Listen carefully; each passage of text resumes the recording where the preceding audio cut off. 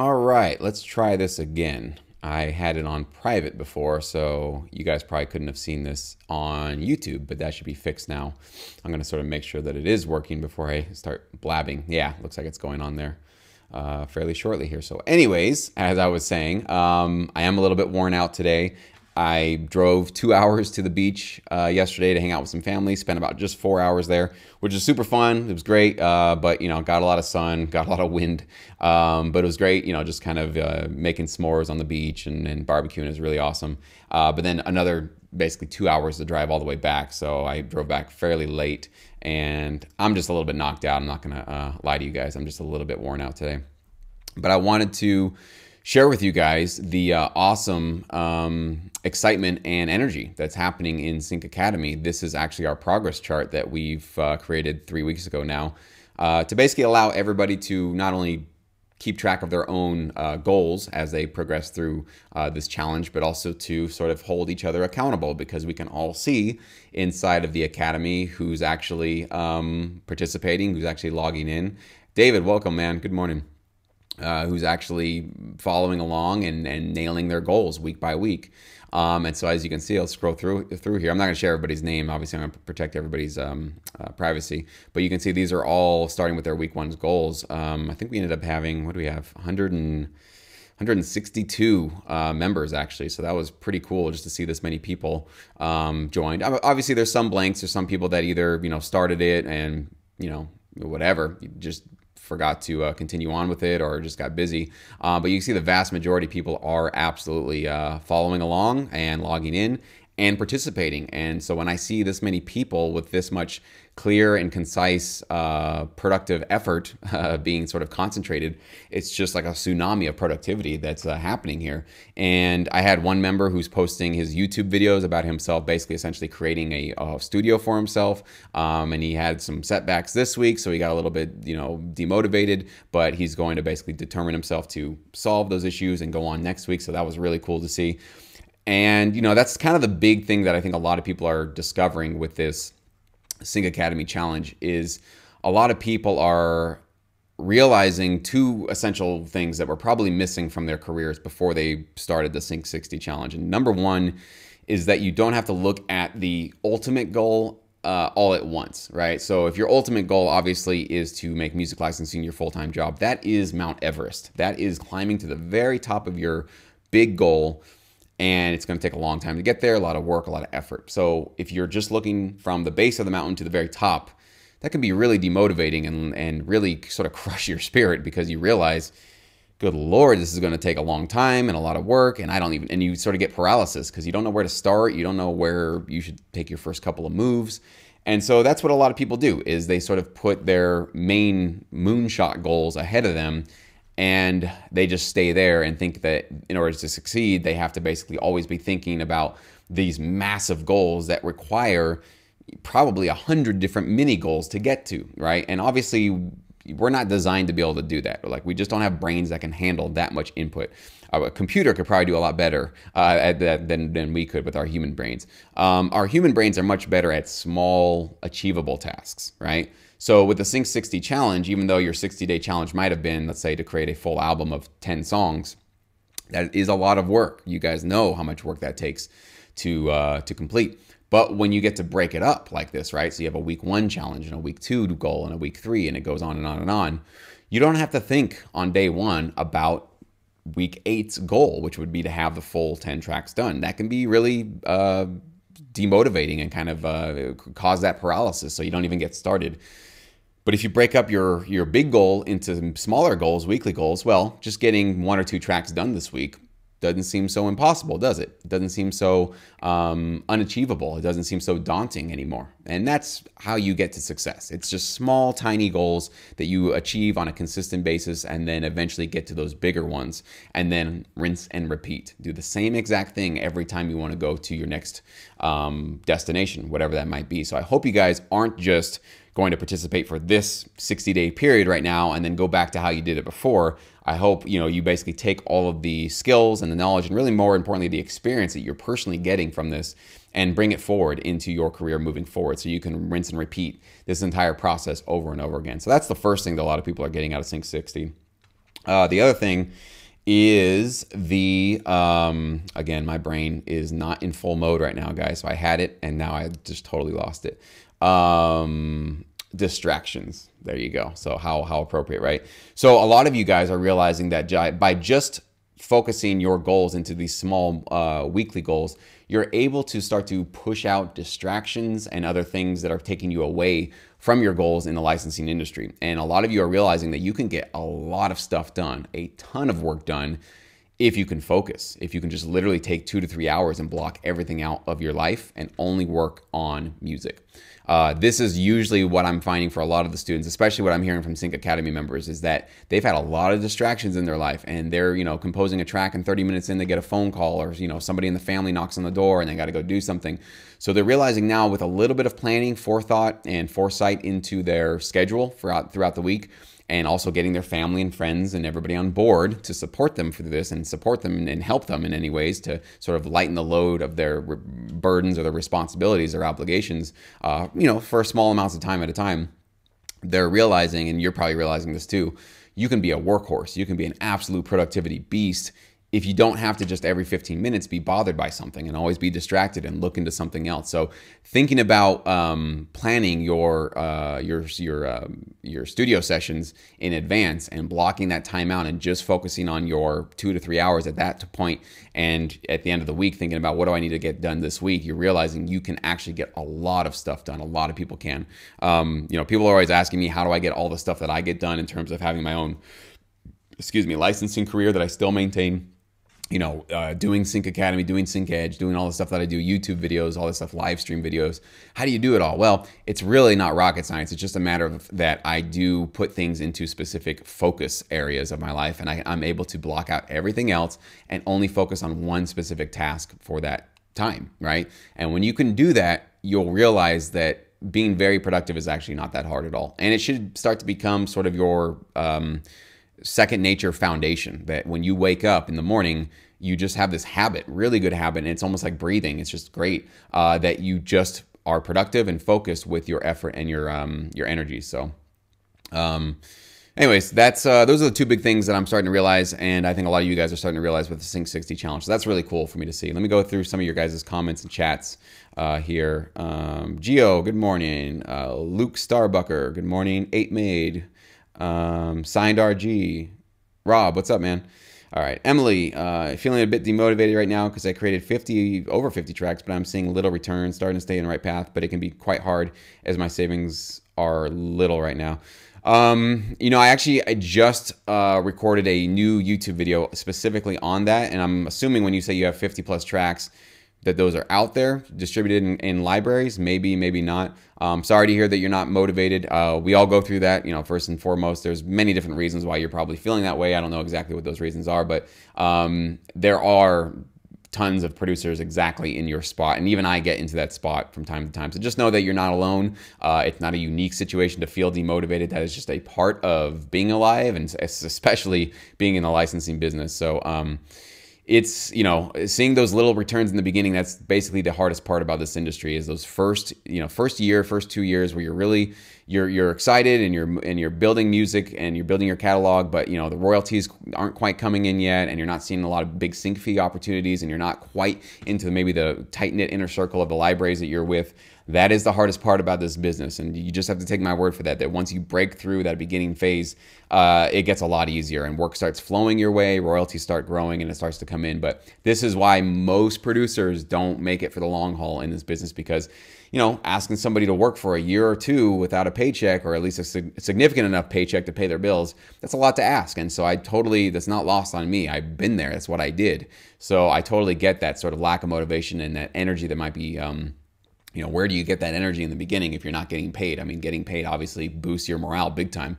So in the beginning, you got to have faith in yourself. You got to believe that you can do it. And then you do need to enjoy the process. I mean, there's really no other way about it. If you're not enjoying making music and challenging yourself and also seeing progress, right? Like, as I'm getting back into drums, every day I try to learn one new thing that I didn't know how to do before, and I suck at that one new thing. It's a new fill, it's a new pattern, it's a new sticking, something like that, and I suck at it really bad, and it makes me think, wow, I'm just really terrible. But by the end of my session of practicing, and then when I come the next day and sort of touch up on that new skill, it's kind of becoming a little bit easier for me. And that motivates me to think, wow, I'm getting better at this, right? You start to develop like a confidence that you're being competent in this one skill set. So you got to enjoy making music, and you got to enjoy the fact that you're getting better at your craft. And you got to be able to see that, right? You should be playing hit and play on the tracks that you produced this week, and then doing the same thing for something you did 2 months ago. And you should start to notice noticeable differences in the quality of your work. If you're not seeing that, definitely need to go back to the drawing board and think about trying things a new way, right? Don't repeat the same thing and expect a different result, but you might need to rethink that. But if you're seeing, even if it's small incremental stages, small little things, your drums are hitting a little bit harder, your mixes are a little bit louder, you're structuring your tracks in a smarter way, you're more able to focus in on a specific emotion, or maybe before you just didn't have any direction with your tracks, but now you're using reference tracks, so you're really getting into specific genres or hybrid of genres. You're doing something right, okay? You're definitely in the path of doing the right thing, okay? So I hope that you're encouraged by that, and you can sort of motivate yourself by seeing that progress within yourself. All right. 8 made, been a heck of a year. Distractions are the worst enemy. Finally got my PC back up. Good. Glad to hear that, man.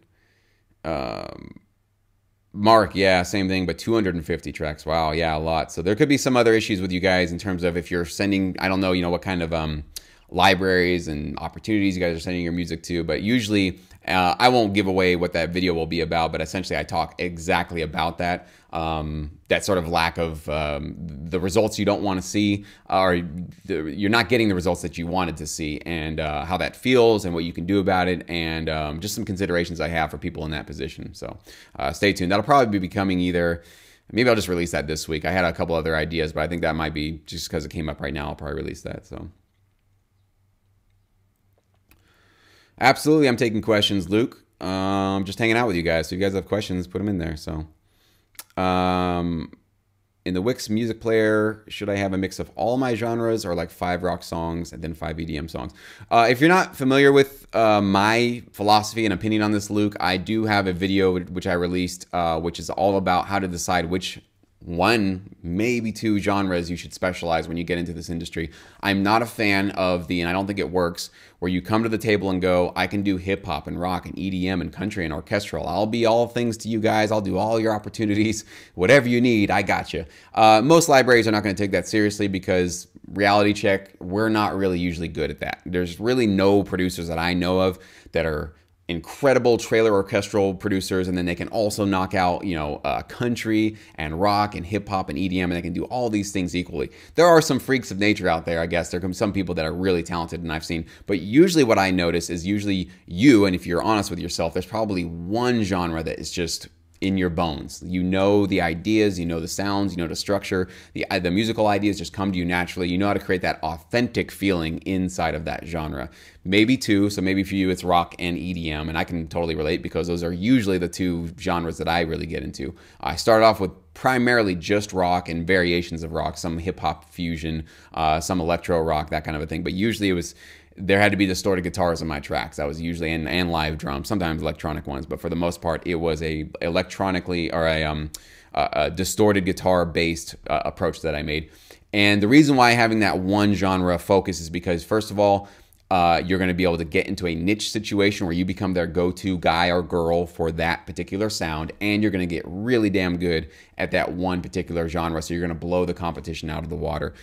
Maybe 15 years ago, you could have come to the table and said that you did 5 different genres, and maybe you had a chance at that, but the marketplace has become much more saturated, and so there's a lot more people getting into this business, so I just don't believe that is a path to success, and I don't think that libraries will take you seriously. I think most people who've been in this industry long enough know, and have worked with enough people that have come to them and said, oh, I do everything. We've never seen it. It usually just doesn't ever work out, because we'll listen to your music and go, actually, you know what? You're not good at any of these. Yes, you produce an orchestral track and a pop track and a hip hop and a country track, but none of them are actually really that good. So rather than trying to be all things to all people, which is tempting, I know it is. It's very tempting to want to try to be greedy to get as much as you possibly can. You'll actually do yourself a disservice, and you'll water yourself out of relevancy. So really try to hone in on one specific sound or genre, or maybe 2, maybe with a hybrid, you can combine a couple of things.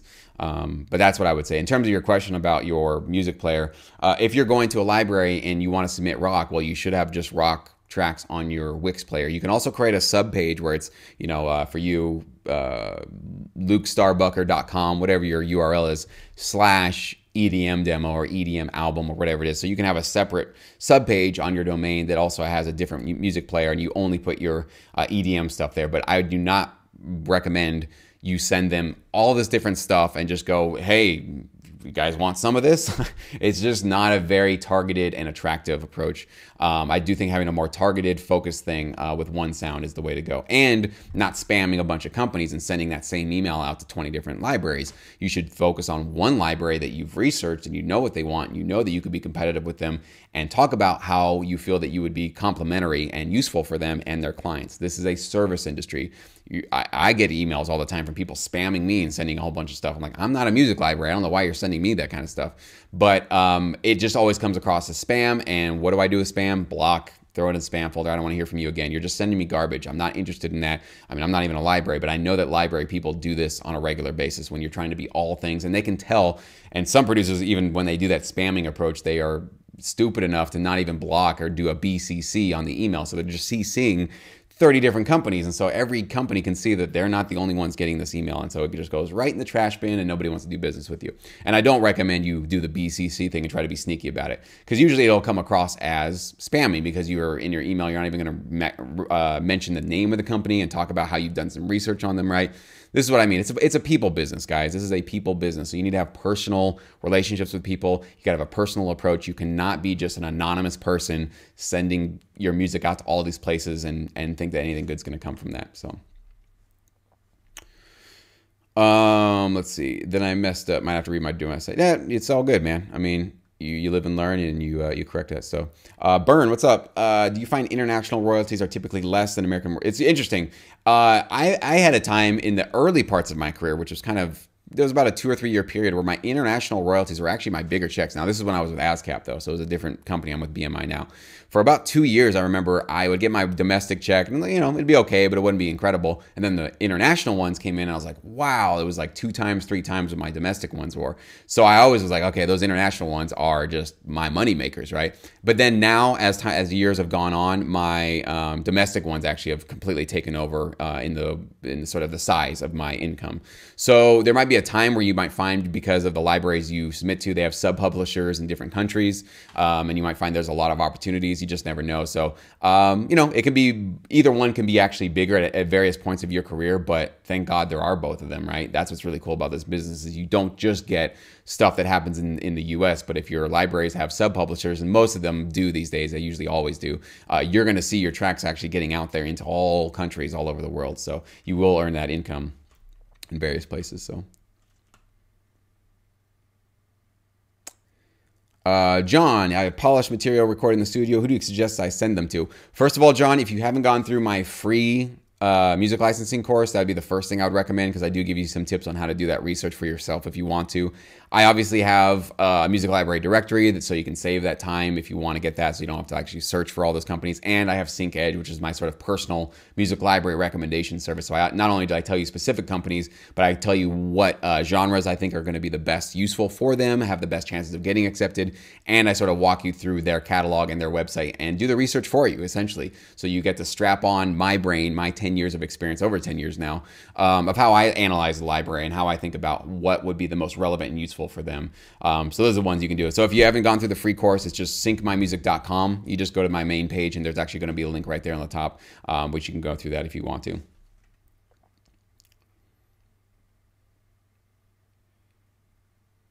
Luke, do I upload all 60 tracks I have, or 15? Yeah, 60 is way too much. Unless you're actually literally going to try to submit a full catalog of music to one particular library. But you shouldn't be throwing up so much music that it's just like, oh my gosh. So I would put together, as I always tell everybody, a full album, 10 to 12 tracks, have it themed with one genre, one emotional focus, and just have that as your playlist on your website to submit to them for consideration. But yeah, 60 seems like it's overkill. Unless, again, you have... maybe that 60 is 5 different albums, and they kind of all have their own specific sound or something like that. So if you're going to get all 60 submitted, but no, the idea is not to just try to throw up as much stuff as you can to see what sticks. Like, that is not the approach to go. I believe the approach is to spend time making sure that all your tracks are licensable, high quality, useful for the particular client you're sending them to, and make sure it's themed into one particular album, with a style that can glue it all together.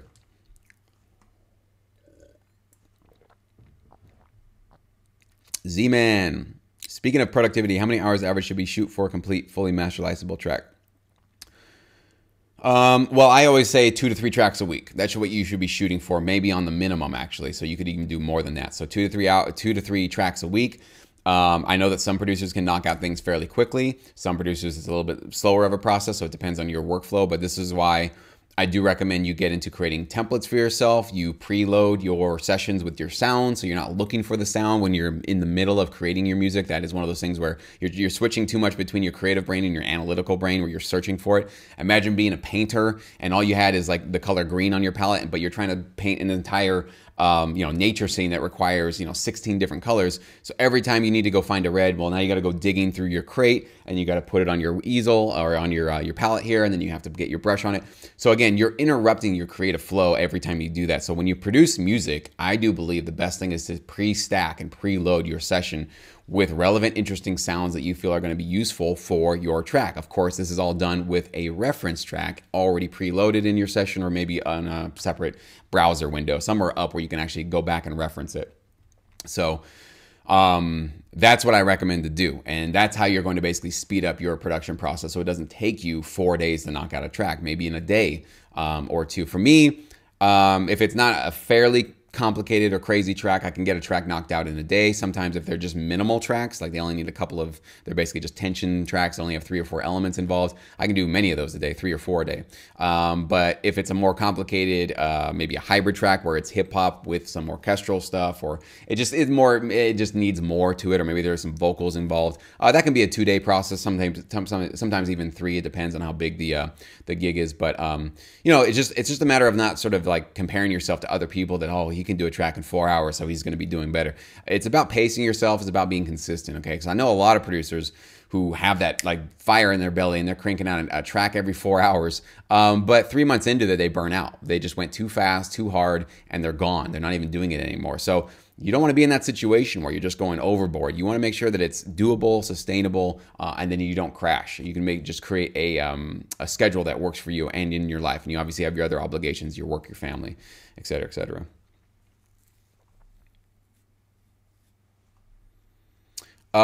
Emily, will I be doing an analysis of songs once again like last time where we send you a song and you comment on it? Yes, I will be doing that at some point. I just have, you guys know I have a lot of stuff that I do and handle, so it's one of those things that once my schedule opens up, then I can be a little bit more open to that. But I don't have any immediate plans to do that in terms of, I think you're talking about just like an open review here on YouTube. I did quite a few of those about a year or two ago. And they were a lot of fun, but they also took a lot out of me. You can actually go look back and watch those streams. Actually, you guys should watch those streams because you'll learn a lot of the sort of like patterns that I notice with tracks that are licensable, that are good, that I feel also, and you'll see some of the common mistakes that I point out to say, well, this is how your track could be better. So even if you didn't get your track reviewed by me, go back on my channel and watch them. They're like 2-hour-long videos. They're really long. Some of them are, I think, 2.5, even 3 hours. And I think there's 4 of them that I've done. So it just you guys can tell, my voice takes a beating from it. It's a lot of energy that I have to give to that kind of a thing. So, but I do plan on doing that again. I just don't have a specific date right now. I remember, yeah, Emily, you've been with me with this channel for, man, probably since close to the beginning. I've seen you pop up for a long time, so that's awesome. So anyways, guys, that's about it. I'll take maybe 1 or 2 questions, and then I'm going to hop off here and probably actually go lay down. I'm just still beat up. All right. Z-Man, you're welcome, man. I'm glad you're enjoying it. Luke, is it worth sending companies a CD by mail anymore? Usually not, Luke. I've seen maybe 1 or 2 libraries in the last probably 2 years that on their website they say don't email us anything, actually mail us a physical CD. It's just, it's 2019. It's over. The CD is pretty much done. Everybody's doing things online these days. You might, come across somebody who wants you to send something physical in the mail just because they're old school and they like that sort of effort. And the one thing that does is it does actually weed out a lot of people. You would be surprised that putting the effort together to burn a CD, to label it, to get a padded envelope and going to the post office and paying for postage. There's a lot of steps actually to get your tracks to them. So in some ways, they might do that just to kind of weed out a lot of flakes, a lot of people that are really not that serious. And if they couldn't just instantly upload their tracks, they wouldn't submit. So you might find that here and there, but it's just not going to be very common anymore. These days, They want a direct submission. They might have instructions on their website. If they don't, it doesn't mean you can't submit and you can't give it a shot. You never know. You know, if you really blow them away with your music, you can absolutely do that. But that's why I've always recommended to not just send them the typical thing that everybody does, which is here's my SoundCloud, here's my YouTube, here's this, here's that, but actually have your own dedicated website for a pitching purpose, basically, to a music library, just to show that professionalism. It's basically the same thing as, you know, you're walking into a job offer and everybody in the room is wearing flip-flops and, you know, a short sleeve shirt. You walk in and you've got a briefcase and you've got a tie and a suit on, right? And you got your hair slicked back. That's what having your own website looks like. It just looks more professional. It looks like you took the time, you spent even just a little bit of money to provide yourself a little bit of that professional presentation, especially now, because the industry is much more saturated than it was 5-10 years ago, that you got to do these things now to start to differentiate yourself from the masses. So don't get me wrong, though. If you have crazy, awesome, good licensable music, you can get accepted with a SoundCloud link. I'm not saying that they'll just ignore you because you have a SoundCloud link. But again, if you want to you stack all the odds of success in your favor, walk in with a suit and a tie, right? That's just sort of business 101. We all kind of intuitively understand that, right? Gio, you're welcome, man. Yeah, get my rest. I'll take it easy a little bit today. Not too much. I got a lot of stuff I got to do, but for now, I'll probably go chill, and then I'll get back to it maybe in an hour or two. So, all right. Battle Matrix, what's up? All right, guys. I'm going to hop off here. Thank you guys so much for watching. And to all of you here, you can see in Sync Academy, this is really a shout out to you guys and a testament to what you guys are doing. So thank you for yourselves, because this motivates me too, guys. I mean, I know that you guys feel motivated by this, but honestly, you know, I've never done something like this. I've never done a Sync 60 challenge. I didn't know how this is going to work, if it was going to fall flat, if nobody would want to do it. But the fact that you guys are taking it this seriously and we got people that are sharing this. And also, yes, please do, you know, share this on your social media and tell people about your Sync 60 goals and what you've accomplished. Do it every single week and ask your friends and family to hold you accountable. This is awesome, because this means this should be something that we do on a regular basis, to have these sort of challenges, to create a community of people that are serious, that, you know, very serious about their careers. And this is what most producers are not doing. They're just chasing their tails, they're spinning in circles, and they're playing the sort of lotto game with their music careers and hoping they get discovered. But this is what serious people are doing right here, guys. All right, they're putting their goals on, writing their goals down specifically week by week, and holding themselves accountable in a really cool community like this. So I'm glad you guys are all part of our collective community here on YouTube as well, and on Twitter and Facebook and everywhere else this is going. So that's it, guys. I am out. I'll talk to you guys soon. So tomorrow I will have week 4's video for Sync 60's challenge. So stay tuned. I think I'll probably post it around 8 o'clock. That usually is a good time for a lot of you guys. I like to post my tracks early because I'm a morning person. I want to motivate you guys and inspire you guys early in your days. So stay tuned. Week 4's video is coming very soon.